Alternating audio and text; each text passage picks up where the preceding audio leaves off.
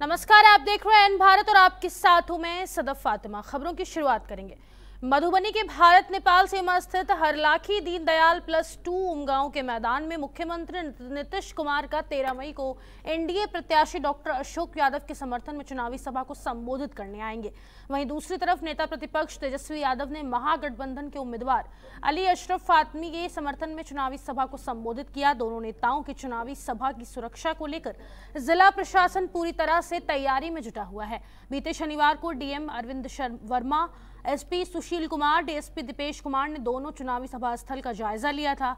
SDM और DSP ने दोनों सभा स्थल पहुंचकर helipad, barricading, D area, parking, शौचालय, पेयजल आदि मूलभूत सुविधाओं का जायजा लेते हुए कई आवश्यक निर्देश भी दिए थे। उन्होंने सुरक्षा के दृष्टिकोण से वीआईपी गेट सहित अन्य सुरक्षा व्यवस्था का जायजा भी लिया था। वहीं डीएसपी ने कहा कि दोनों ही सभा में कड़ी सुरक्षा व्यवस्था रहेगी। मैदान के अंदर वाहनों के प्रवेश वर्जित रहेगा और चप्पे चप्पे पर पुलिस की सभी आने जाने वाली पर पैनी नजर रहेगी।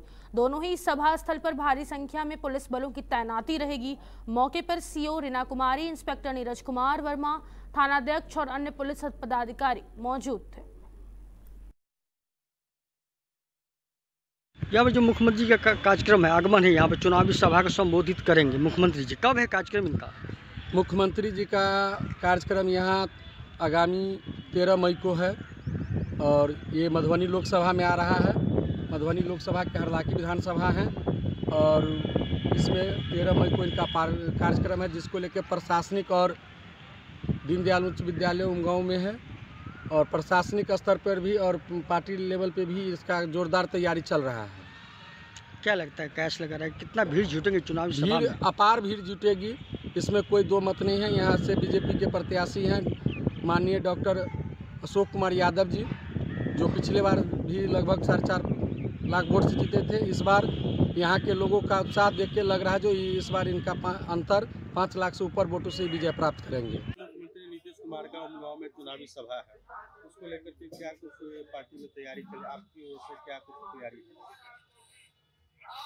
जो लोकसभा का जो अभी चुनाव हो रहा है, इसमें हमारे नेता माननीय मुख्यमंत्री उमगांव हाई स्कूल के सभा करेंगे और इस सभा में एनडीए के सभी नेतागण उपस्थित होंगे और हमारे प्रत्याशी डॉक्टर अशोक कुमार यादव जी के पक्ष में वोट देने का अपील करेंगे और भारी मतों से, ये हरलाखी से भारी मतों से विजय होंगे। ये हम लोग को भरोसा और विश्वास है। जनता की उत्साह बता रही है, यहाँ किसी से टक्कर है ही नहीं, सिर्फ अशोक यादव ही है ऐसा कैंडिडेट जो लोकसभा में भारी मतों से विजय। आज आपके द्वारा चुनावी स्थल का भी जायजा लिया गया, क्या कुछ तैयारी है? इससे पहले आपने देखी हुई है कि मुख्यमंत्री जी का भी जो सभा हुआ था, इसमें टमाटर और प्याज जो फेंका गया था, उसके चलते प्रशासन अलर्ट है। एक मोड़ पे प्रशासन अलर्ट है और उसी का आज हमने भी मुआयना किया है। क्या यहाँ का जो व्यवस्था है वो प्रशासन किए है या न किए, उसी को देखने आए थे। लोकसभा चुनाव को लेकर पीएम मोदी के बिहार आगमन पर लालू के सवालों का सम्राट चौधरी ने जवाब दिया है। सम्राट चौधरी ने कहा कि उन्हें याद नहीं है, चीनी मिल खुल गया है, 10 से ज्यादा चीनी मिल खुले हैं, वह सजा याफ्ता है, वह जेल में थे, उनको याद नहीं होगा। सम्राट ने कहा कि देख रहे हैं अपनी टूरिस्ट बेटी को भी लेकर आ गए हैं, पूरा परिवार जंगलराज के समय भाग गया था। अब नीतीश कुमार और प्रधानमंत्री मोदी का इम्पैक्ट है कि पूरा परिवार फिर वापस आ गया है। इनका पूरा परिवार तो बिहार से पलायन कर चुका था।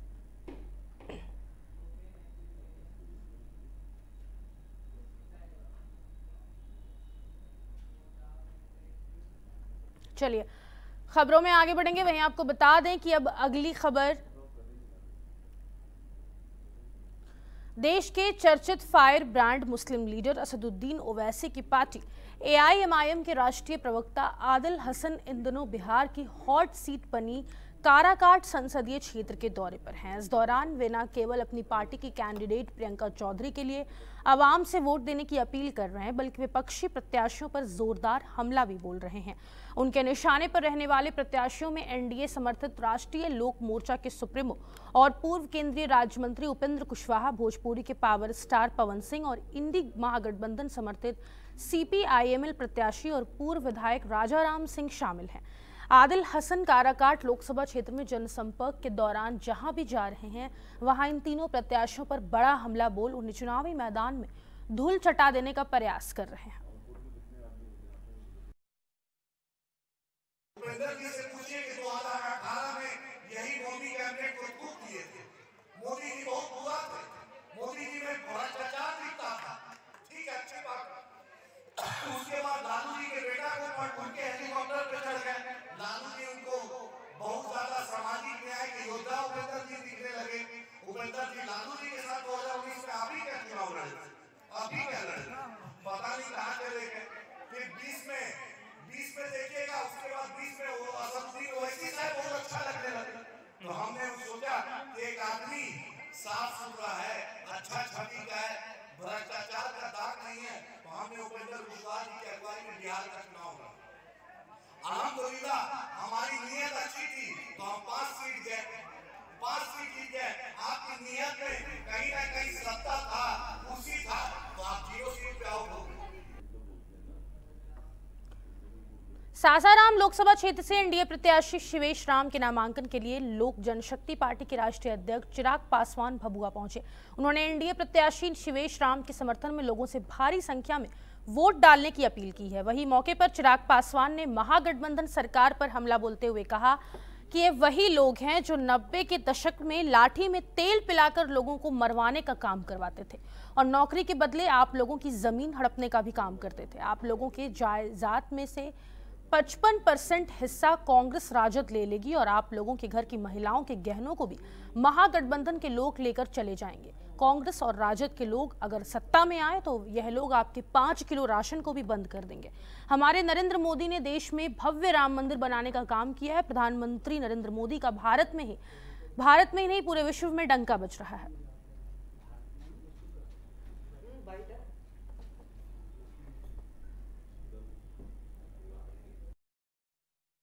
गति देने का काम किया, जहाँ एक तरफ तमाम विवादित मसलों का हल किया, धारा 370 की बात हो या जिस तरीके से हम लोग आज ऐसे टेंट में बैठे पिछले 500 साल से रामलला ऐसे ही टेंट के नीचे थे। आज हमारे प्रधानमंत्री जी ने अयोध्या में भव्य राम मंदिर का निर्माण करके बनाने का काम किया। आदिवादी को नारी सशक्तिकरण के नाम पर नारी शक्ति अधिनियम को लागू करवा कर आदिवादी को भारतीय संसद में उचित प्रतिनिधित्व देने का काम हमारी सरकार ने किया। एक तरफ हम लोग विकास के कार्य कर रहे हैं तो वही दूसरी ओर विपक्षी दल के भी नेता है जो आप लोग के बीच आएंगे, आप लोगों को तरह तरह की बातें करके भ्रमित करने का काम करेंगे। पर साथियों, ये आप लोग को याद रखना है कौन है ये लोग। ये कांग्रेस राजद इनके घटक दल के लोग कौन है ये लोग? ये वही लोग हैं जो 90 के दशक में लाठी में तेल पिलाने का काम करते।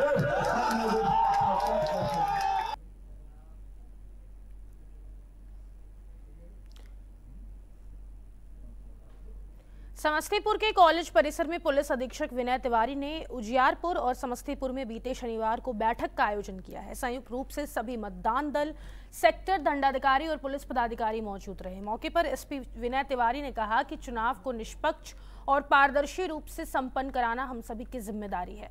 दोनों लोकसभा संसदीय क्षेत्र के अंतर्गत सभी बूथों पर पुलिस कर्मियों की टीमें और पदाधिकारी मौजूद रहेंगे। सुरक्षा को लेकर कोई चूक ना हो, इसका विशेष ध्यान रखा जाएगा। उन्होंने पीठासीन पदाधिकारी और पुलिस पदाधिकारी को निर्देश दिया है और बताया कि शांति व्यवस्था बनाए रखने के लिए इस बार प्रत्येक बूथ के लिए मोटरसाइकिल पेट्रोलिंग पार्टी का गठन किया गया है।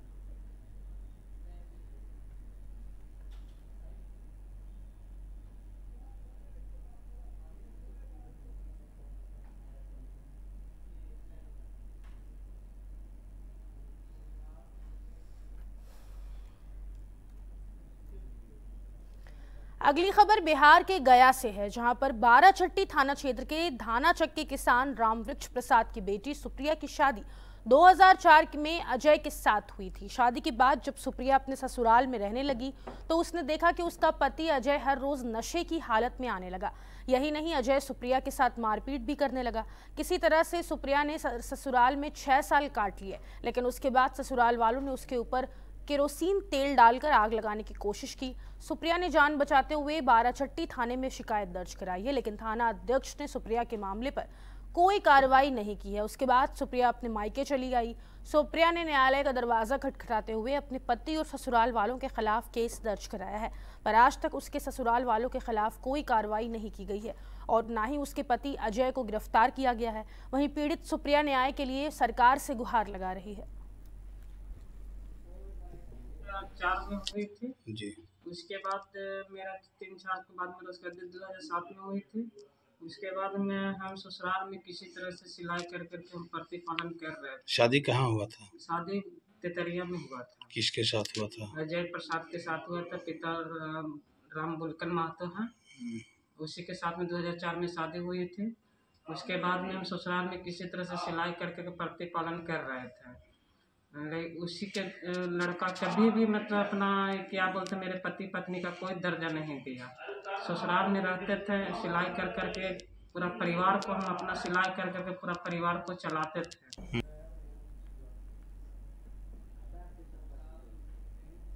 गोपालगंज शहर के ब्लॉक मोड़ के समीप शनिवार की दोपहर अनियंत्रित बाइक से हुई घटना में बाइक की चपेट में आने से 8 वर्षीय बच्ची और 2 युवक जख्मी हो गए हैं। हादसे के बाद सभी को इलाज के लिए सदर अस्पताल में भर्ती कराया गया है, जहां चिकित्सकों ने बच्ची को मृत घोषित कर दिया है। हादसे के बाद पुलिस मामले की जांच कर कार्रवाई करने में जुट गई है। वहीं जानकारी के अनुसार शहर के हजियापुर मुसहर टोली निवासी भीम रावत की 8 वर्षीय पुत्री कविता कुमारी शहर के ब्लॉक मोड़ के समीप किसी काम से गई थी।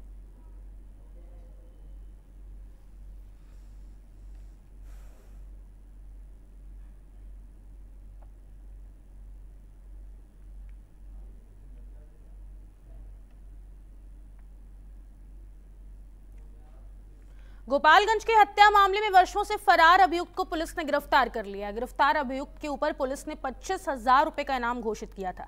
गिरफ्तार अभियुक्त की पहचान फुलवरिया थाना क्षेत्र के पकौली बंदो गांव निवासी के रूप में हुई है। दरअसल इस संदर्भ में एसपी स्वर्ण प्रभात ने बताया कि 19 नवंबर 2018 को जमीनी विवाद के चलते बहू और पोता पोती के साथ मारपीट कर उन्हें जख्मी किया गया था। किरासन तेल को शरीर पर डालकर आग लगाकर हत्या करने का आरोप था। गिरफ्तार अभियुक्त की दादी ने मरने के पहले पुलिस को बयान दिया था, जिसका विरोध करने पर मारपीट की गई थी। इस दौरान आरोपी रामरजिया देवी ने शरीर पर केरोसिन तेल डालकर आग लगा दी थी।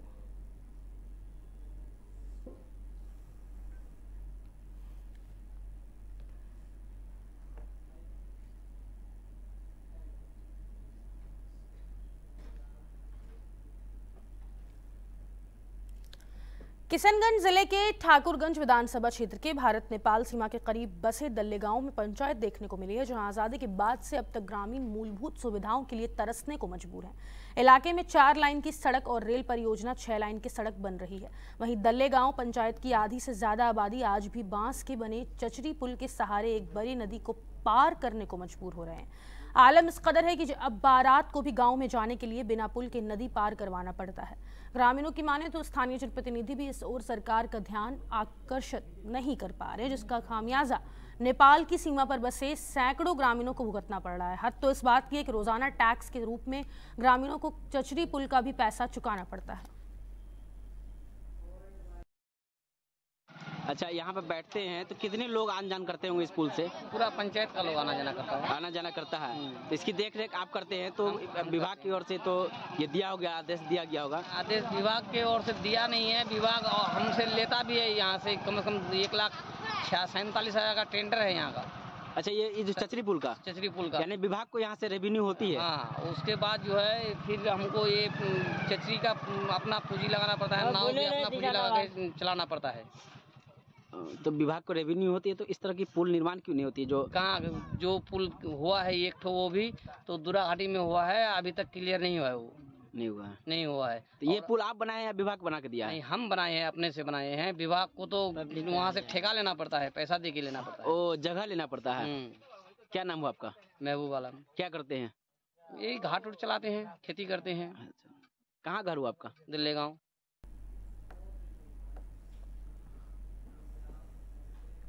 किशनगंज जिले के ठाकुरगंज थाना क्षेत्र के अंतर्गत नाबालिग के गायब होने से हड़कंप मच गया है। उनके परिजनों ने अपहरण की आशंका जताते हुए थाना में प्राथमिकी दर्ज करने को लेकर आवेदन दिया गया है। इसके बाद अब परिजनों का रो रो कर बुरा हाल हो गया है। अब तक उनकी नाबालिग बेटी का कुछ पता नहीं चल पाया है। लिखित आवेदन में परिजन दिल बहार ने कहा कि 22 अप्रैल दिन के करीब 2 बजे से उनकी नाबालिग बेटी गायब हुई। खोजबीन और लोगों से पूछताछ से ये जानकारी प्राप्त हुई कि गलगलिया पुल से एक लड़का मजदूरी करने आता था, जिसका नाम हमीदुल था। हमीदुल नाबालिग पुत्री जो कि खेत में गाय लाने गई थी, उसे बहला फुसलाकर अपहरण कर ले गया।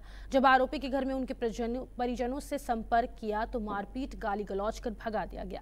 नाबालिग लड़के के परिजन ने आगे लिखित आवेदन में कहा है कि मेरी बेटी की जिंदगी खतरे में है। यदि जल्द ही इन लोगों पर सख्त कार्रवाई नहीं की गई तो हो सकता है कि मेरी पुत्री फिर मुझे जिंदा वापस ना मिले। बार बार जाते हैं, इसी बोलते हैं कि हम खोज रहे हैं। लड़के वाला बाप बोल रहे हैं कि केरला में लड़का है। सिर्फ यही उन लोग हमको सुनाते हैं। कम से कम हम 10 बारी उसके बाद गए। थाना कितने बार गए? 10 बारी। अमित कुमार। कुछ सुनवाई नहीं हुआ था? जी नहीं। क्या मांग करते हैं इसको लेकर? जी हम मांग करते हैं हमारा लड़की घर आना चाहिए, तो उनको सजा मिलना चाहिए। क्या हुआ था पूरा, थोड़ा मामला कुछ को बताए, क्या हुआ था मामला? जी मामला क्या था पूरा? मामला तो ये हम बाहर में रहते थे, तो हमारे घर हम फोन किए कि हमारी लड़की कहाँ है। तो घर वाले ने बोला गाय लेने भेजे थे, वहीं से गुम है। तो हम सुनकर वहाँ से हम गाड़ी में बैठे हैं, पंजाब से 3 दिन लगे हैं। उसके बाद हम थाने में आवेदन दिए हैं, तो बार बार वही सवाल कर रहे हैं। हमारे घर में भी किया थे उन लोग। मधुबनी जिले में एक सनकी दामाद ने 4 हत्या कर दी है। ये घटना झंझारपुर थाना क्षेत्र के सुखेत गांव की है, जहां दामाद ने अपनी सास, पत्नी और अपने ही 2 संतान की हत्या कर दी है। जानता पत्थर से कूचकर हत्या को अंजाम दिया। वहीं घटना को अंजाम देकर आरोपी फरार हो गया है। बता दें कि पुलिस जांच पड़ताल में जुट गई है। 3 थानों की पुलिस के साथ डीएपी पवन कुमार घटनास्थल पर कैंप कर रहे हैं। पुलिस द्वारा एफएसएल की टीम का इंतजार किया जा रहा है। एफएसएल की टीम के आने के बाद सभी लाश का पंचनामा किया जाएगा।